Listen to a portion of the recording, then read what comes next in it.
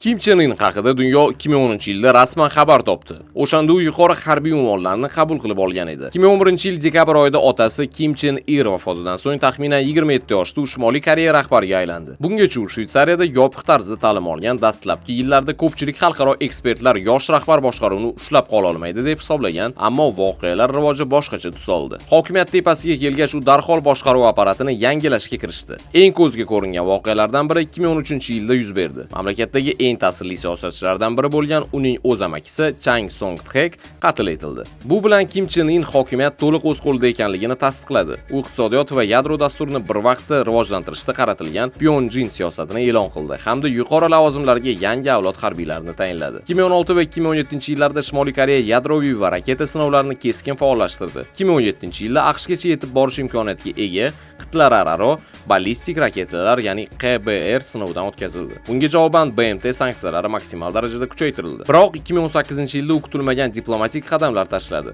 U Janubiy Koreya prezidenti Moon Jae-in va AQSh prezidenti Donald Trump bilan tarixiy uchrashuvlar o'tkazdi. Ya'ni 2018-yil Singapurda va 2019-yil Hanoyda. Garchi yadroviy qurolsizlanish va sanksiyalarni bekor qilish bo'yicha yakuniy kelishuvga erishilmagan bo'lsa-da, u davlatni xalqaro maydonga olib chiqdi. Bundan tashqari Shimoliy Koreyada Telegram ishlamaydi. Shuning uchun bizning Telegram kanalimizga obuna bo'ling. Havola profilda va ekranda paydo bo'ladi. 2020-yilda COVID-19 pandemiyasi sababli mamlakat chegaralari to'liq yopildi. Bu iqtisodiy holatga jiddiy zarba berdi. Oradan vaqt o'tib, ba'zi ommaviy chiqishlarda Kim Chen In iqtisodiy qiyinchiliklarni tan oldi. Shunga qaramay 2022-2023-yillarda mamlakat yana yangi turdagi, jumladan taktik yadro qurollari sinovlarini davom ettirdi. O'zining 10 yildan ortiq boshqaruv davrida Kim Chen In Shimoliy Koreyadagi mavjud davlat tizimini to'liq saqlab qoldi va xalqaro maydonda murosasiz hamda ehtiyotkor pragmatik lider sifatidagi o'rnini mustahkamladi. Bundan ham qiziqarli videolarni o'tkazib bormaslik uchun boshqaruv.uz ga obuna bo'ling.